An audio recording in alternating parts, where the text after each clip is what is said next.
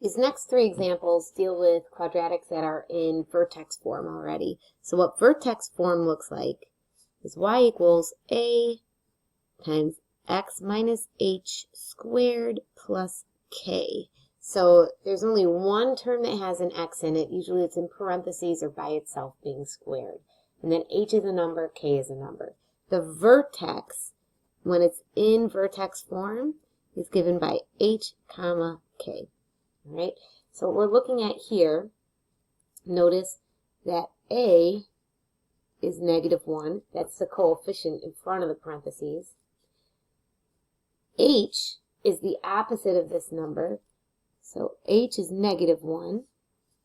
And then k is this constant number here. K is also, sorry, -1, -5. I apologize. I'm just ahead of myself here. The opposite of this number. So h is -5 and k is -1. So in this case, my first thing that you notice is because the leading coefficient is negative, so a is less than 0, so it opens down. So that's the first feature of this graph. The next is that the vertex is given by -5, comma, -1. Again, notice it's x plus 5, so the x coordinate of the vertex is -5. It's like if you were to set this equal to 0, then x would equal -5, right? So the vertex is -5, -1. Let's go ahead and plot that.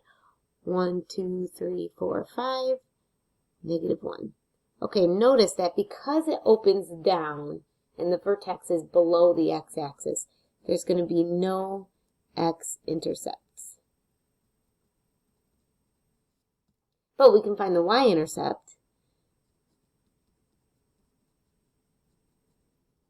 It'll be 0, comma something. So we plug in 0 for x, so we get -0 plus 5 squared minus 1, which will be -5 squared, which is -25 minus 1, we'll have -26.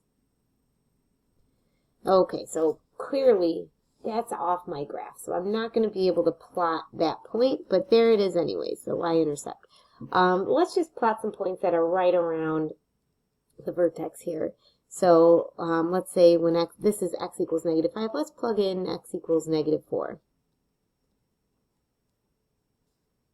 We'll have -4 plus 5 squared minus 1. So this is -1 squared minus 1, which is -2. So here is -4, comma, -2. And then by using symmetry, because we have the line through the vertex here, then this point should also be on the graph. The x-coordinate is -6. The y-coordinate is also -2. So we plot these 3 points and go ahead and draw in the parabola, opening down.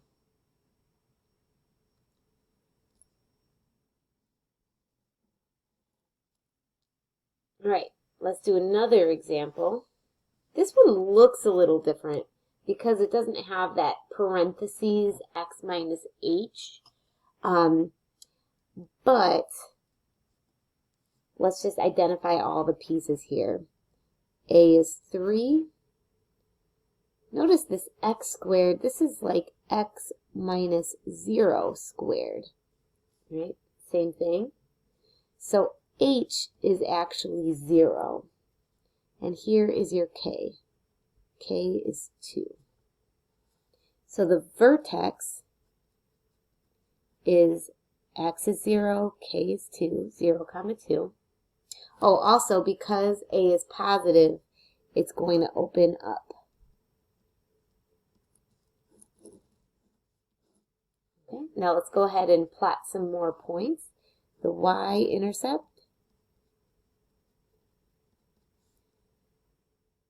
Actually, it has x-coordinate 0. And when you plug in 0, you get out 2. The y-coordinate will be 2. So the y-intercept and the vertex are exactly the same. Let's go ahead and plot that. 0, 1, 2. All right. Now notice that the vertex is up here above the x-axis, and it's going to be opening up. So again, we're going to have no x-intercepts. I might as well not even find them. But let's go ahead and plot some more points.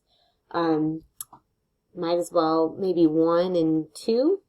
And if you'd like to, you can make a little chart here, an xy chart. I know that when x is 0, y is 2. Let's go ahead and plug in 1. 3 times 1 squared plus 2 will be 5. 1, 5. And by symmetry, here should be another point on the graph. -1. And if you plugged it in, 3 times -1 squared plus 2, you would also get out 5. So let's go ahead and draw the parabola. There we go. So again, usually when your equation's in vertex form, it's easy to see what the vertex is. It's easy to see what direction it opens. So it's pretty easy to plot. Let's do one more example in vertex form. All right. 1/2 times parentheses x plus 1 squared. So things to notice. A here is a half. H is the opposite of this number. H is -1. And K, I don't see the K, but you know you could always say plus 0.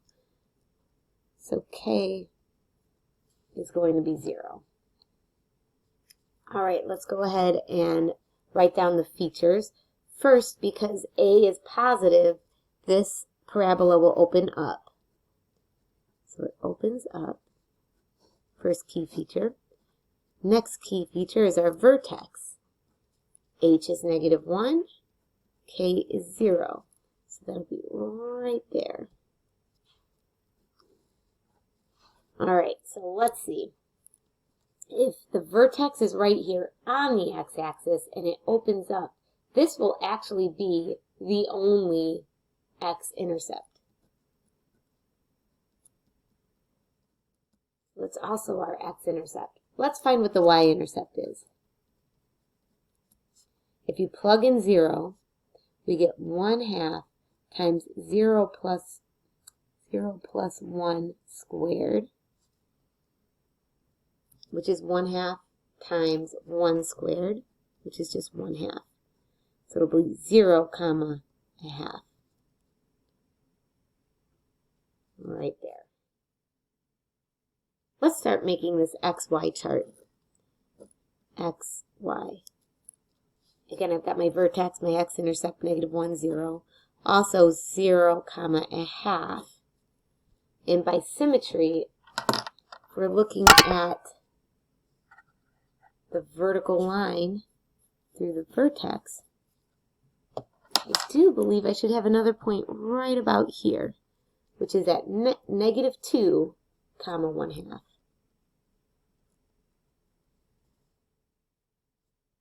Let's just plot one more point. Let's plug in the number 1. If you plug in 1, what do we get out? 1/2 times 1 plus 1 squared. So 1/2 times 2 squared. 2 squared is 4. Divide by 2, we get 2. So if we plug in the number 1, we get out 2. Which also means that this value should be on there as well. That's -1, 2, 3, -3, 2. Let's go ahead and connect these points by a nice smooth curve. Something to notice, this parabola actually looks pretty wide, doesn't it? Notice it's because our leading coefficient is a half. It's a number less than 1, so it kind of scrunches the parabola graph down, which makes it wider. All right. In general, when you're graphing a quadratic that happens to already be in vertex form, first determine which direction it opens. That's given by the sign, whether or not this leading coefficient is positive or negative. Find the vertex by looking at H and K. And then maybe plot a few more points. Those other points might be y-intercepts, x-intercepts, or any other numbers that you choose to plug in. You like to do the least amount of calculations possible just to save your time. So maybe use the fact that you've got an axis of symmetry, where if you plot some points to the right of the axis of symmetry, you automatically know some points to the left. It's always going to be a parabola shape.